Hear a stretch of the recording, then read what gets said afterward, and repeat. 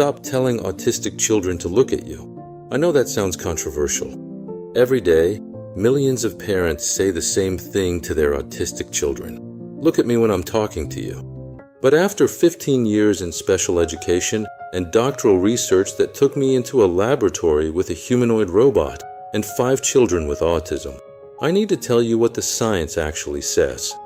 Because what most parents and teachers are doing is not just unhelpful. It might actually be making things worse.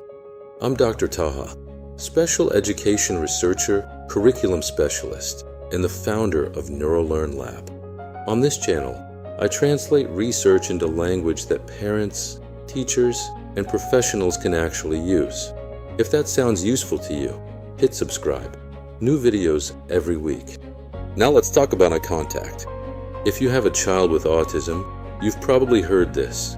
Look at me when I'm talking to you. Or maybe you've seen it in an IEP goal. Student will make eye contact 4 out of 5 opportunities. I've been in those IEP meetings. I've written those goals. And what I know now that I wish I had known then is this: we were measuring the wrong thing. Eye contact and connection are not the same thing. And for many children with autism, forcing eye contact doesn't build connection. It destroys the conditions for connection to happen at all. Here's what's actually happening in the brain. For neurotypical people, eye contact is a social signal: warmth, attention, trust. But research shows that for many children with ASD, direct eye contact activates the amygdala, the brain's threat detection system. The amygdala fires. The nervous system floods. Fight or flight kicks in. And we're standing there saying, "Look at me." Think about that for a moment. We're asking a child whose brain is screaming danger to hold eye contact, while also listening, processing, and responding to what we're saying. That's not a social skill deficit. That's a neurological reality. And there's more. Adults with autism, people who can now speak and write about their own experience, consistently report that being forced to make eye contact made them more distracted, not less. Because maintaining eye contact takes so much cognitive energy that there's nothing left to actually process what's being said. So what did I find in my research?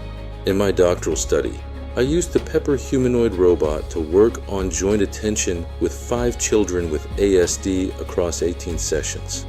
Joint attention, the ability to share focus on something with another person, is one of the foundational skills for communication and learning, and eye contact is part of it.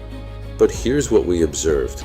When we removed the pressure of direct human eye contact, when the robot became the first interaction partner, children began initiating eye contact spontaneously, on their own terms, at their own pace, without being asked. The robot didn't demand connection.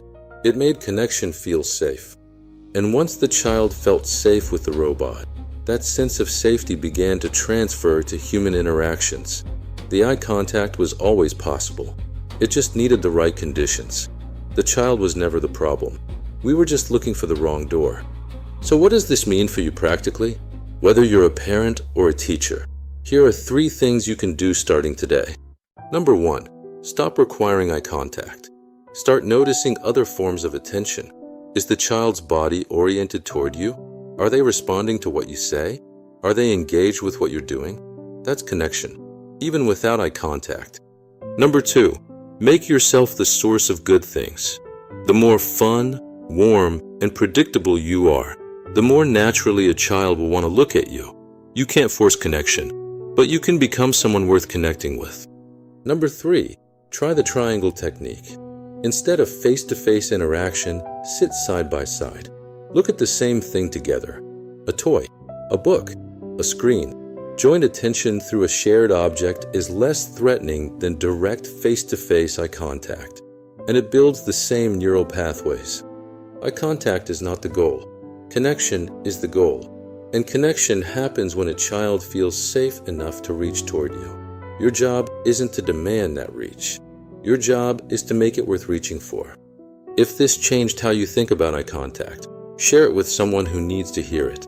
Subscribe for more research-based content every week. And drop a comment below. I want to know, Has someone ever told you your child was being rude because of eye contact? Tell me your story. I read every comment. See you in the next one.